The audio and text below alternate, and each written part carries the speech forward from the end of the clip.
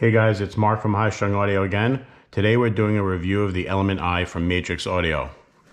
This unit retails for $1149. It's currently available, and this is the lowest priced model of the Element series line from Matrix Audio. This unit features a 9038 ESS Sabre chip, 8 channels, a 1.2 gigahertz ARM processor, really good specs, and this thing is really made like a tank. You have passive vented radiators on each side. On the back of the unit, you have 2 outputs, XLR and RCA. The XLR outputs 4 volts. It has a minus 143 dB of crosstalk, and the total harmonic distortion is 0.00025 with a signal to noise ratio of minus 127. RCA specs aren't as good. I typically use XLR because the results are much better, especially when you're putting this into an amplifier. At 4 volts versus 2, you're going to get a more dynamic sound. Now, I use USB audio for most of my playback. I find that sounds the best. So you guys can do what you want. On the forums, people talk about using the memory stick with music files on it. Some people find that sounds the best. The LAN port I did not get to use, so that's not going to be reviewed in this video. I did do most of my streaming through Wi-Fi, which most people do. All right, so the first DAC that we're going to compare this to is the RME ADI2 FS. It retails for about the same price, and I'll tell you right now, right off the bat, I got an ADI2 and I actually returned it. I didn't like the way it sounded. It was very digital sounding. It sounded a little 2D, a little flat. So for me, it was a no-go. It's an okay DAC. I have no idea why people are flipping out over it. There's a lot of rage on the RME ADI2. It sells very well. The reviews are good. I didn't think it sounded good at all, especially for the price. So for the price, this is gonna beat it. How does it beat it? Well, the first impression when I first hooked this up was basically this. The first thing that stuck out was the frequency range. It was very extended. It was layered and 3-dimensional, and I found it sounding very analog. Then you want to go into the mid-bass. It had a very strong mid-bass, not typical of DACs in this price range. It was very full, a lot fuller than the ADI2. And then if you want to talk about bass response, it's adequate, it's very good. Imaging is very good, soundstage is average. When you talk about bass response and slam, if you want to add that to your to the Element I, you want to use like a really good preamp with high voltage output, like the Pre-90. The Pre-90 puts out 50 volts on the XLR outputs, and when you're using that with an amplifier, it really takes the load off the amp. So the music ends up being more dynamic, more extended, better imaging, more alive, a lot more slam. So, and that does help with bass, the bass response. You'll notice it. This is a really nice upgrade. It's a $600 upgrade, in my opinion, though. Any DAC that I run, this makes it sound a lot better. So this would be a welcome upgrade to your Element I if you can afford it. And then the next upgrade, which you really should buy with the unit, is the iFi iPower 12-volt switching power supply. This thing is a lot better than the one that comes with this. This is an upgrade. It filters out a lot of the electrical noise coming in through a switching power supply, and this does it right. Now, one caveat with this, and you have to realize this, and believe me when I tell you, this needs break-in. If you take this out of the box, hook it up, it's not going to sound as good as this, it's not going to even sound as good as the stock one. It needs 4 or 5 days of break-in. After that, you're going to notice a big difference. It adds transparency.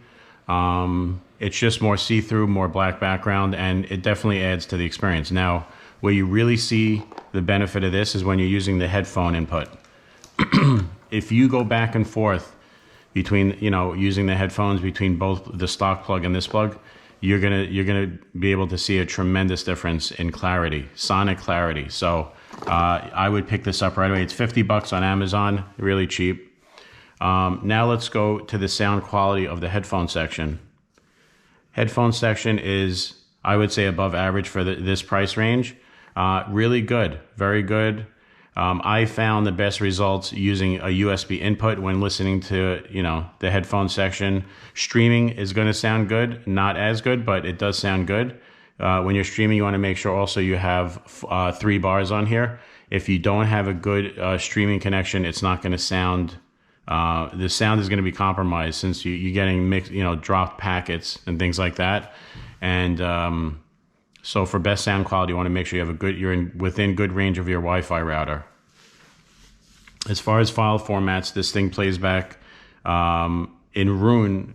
With streaming, it'll play back almost any file format you can throw at it, up to DSD. All right, so the Element I streams in both AirPlay and Roon. Now, AirPlay is not going to sound as good as Roon. It only streams up to 44.1 kilohertz, where Roon streams up to 5.6 megahertz. And you know what? I say that the Roon is going to sound better. As long as you have good reception on your Wi-Fi network, the Roon is going to sound a lot better. Now, the remote for your unit is extremely high quality. You have machined aluminum finish on the top. You have very nice high quality rubber buttons on this. They're very, very nice, tactile, very expensive feeling. The range on this thing is very good. Also, you don't have to aim it at the unit. You can aim it anywhere in the room and it's going to work. The cool thing about the remote is that you can actually adjust the filters while you're sitting back listening to your music. So you can really tell which filter you like the best. For me, I think filter number 6 is going to be the best. You can, everybody has their own opinion, but you can basically play with that and see what you like. But overall, this has a good weight, good heft, and this does work. It's really good if you're using this in like a work environment and you're behind the desk at a retail store and you don't want to get up to change the volume every 5 minutes. This is going to reach across the room. Very, very good. This is a very good item to use, especially if you're in a working format, because the remote works great and it's very versatile. You can stream on the fly. You can use your USB input, and obviously this is going to be able to handle Tidal and Qobuz. I have both. I sign into both of my accounts. It sounds great through this. But like I said before in the video, it is going to sound much better, or actually, it's going to sound better, not much better. It's going to sound better using the USB input. As far as using the Matrix Audio Remote from your iPhone, it really is a very refined app, I would say. It actually has a remote built into the app, which actually is very useful. It has more functions than the standard remote, and it's very responsive. If you look at, I'm sliding the volume, Rob, and it's actually extremely responsive. So really, really responsive, very good. And now in the Matrix Audio app, you can you'll see your Tidal and your Qobuz. You can have all your playlists and everything. It's very, very quick. It's very intuitive, and they update their. By the way, Matrix Audio is a type of company. They update their firmware for their units very, very often. Since I had this unit, I received one update, and they also update their app quite often as well. So it's a company that really cares about their products and their functionality. Everything about this unit is refined and it screams quality. And like I said, it's going to sound a lot better than a lot of products in its price category, especially the RME ADI2FS. It sounds a lot better than that unit. It's going to smoke the D90 and anything from SMSL that they've put out so far. Trust me, I've tested it and compared it to all those units. This is going to be the unit to beat at 1150. As far as break-in goes, I can't comment on break-in. I got this unit as a review unit from Power Holdings Incorporated. They gave it to us to review. And by the way, there's no compensation from them. This is a review, an honest review. I told them if I didn't like it, I wouldn't review it on their behalf. I would just send it back. But since it is really good, I did review it. So the Element I pros are extended and layered high frequency response, accurate mid-range tone, mid-bass gives full thick sound, very dynamic. The headphone amp section is above average, no digital glare, imaging is above average, Matrix Audio app is well coded, remote has good range, Roon ready, and AirPlay ready. The Element I cons needs upgraded Wi-Fi power supply and no MQA support. Anyway, guys, I hope you liked the review. Please subscribe to our channel. Hit the thumbs up if you want to help us. Have a great day, and we'll see you on the next review.